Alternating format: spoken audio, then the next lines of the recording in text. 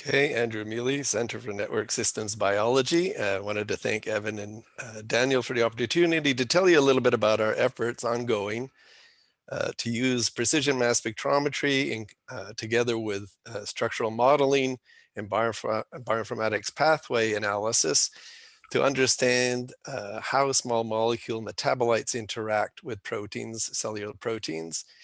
And the take-home message I'd like to leave you with today is we've developed a high throughput platform now to look at how microbial metabolites interact with cellular proteins on a large scale. And the upshot of all of this is I think we can use this to glean some mechanistic insights into how products or byproducts in the microbiome can influence the biology of human cells. Next slide.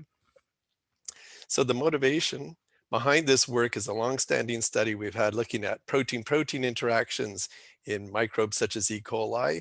And something that stood out as we completed a study looking at membrane protein complexes in this bacterium is that, there are a lot of transporters and channels that are important for both taking up nutrients from, in the gut, as well as secreting metabolic byproducts into the gut.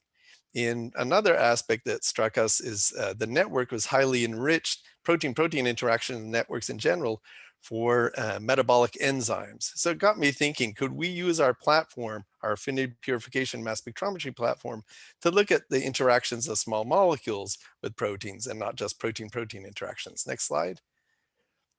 So it took us some time, but we've developed a platform now where we can purify a protein from E. coli or any model cell system and isolate very carefully any bound small molecule ligand. I won't go into the details, but we use mass spec to identify the physically associated small molecules. At the bottom, I'm showing an example of one such pull down. So the molecules highlighted in red co-purified with Fol A, which is the bacterial form of dihydrofolate reductase, an enzyme involved in creating metabolites for purine biosynthesis and DNA replication. And the most significant compounds to co-purify with this tagged protein were both the substrate, dihydrofolic acid, and the product of this enzyme, the reduced form of that compound. And so this tells us, even if we knew nothing about this enzyme, we could recapitulate its entire chemical reaction. This enzyme is actually very well characterized. It's an antimicrobial drug target. It's also conserved in human. It's a drug target for cancer therapy. So we actually spiked in methotrexate, which is an inhibitor of dihydrofolate reductase used in cancer therapy, and it also co-purified quite beautifully. So we could identify substrates and synthetic ligands that could be used to inhibit. So we initiated collaboration with these fine folks, and now we've scaled up the data set. So next slide, please. So we've mapped now hundreds of physical interactions between enzymes in E. coli and the native endogenous small molecules that are bound to them. And the key take-home messages here is there's a tremendous diversity of small molecule interactions and a lot of crosstalk between proteins via the small molecules. So these are microbial protein interactions.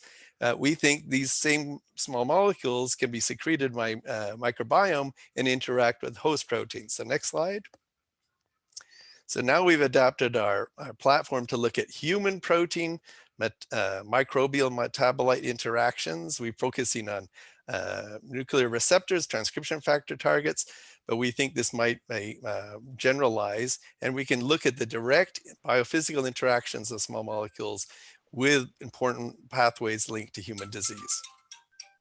So that's where we're at, and we're hoping to scale up this studies to look at the influence of microbiome on human cells. Thank you.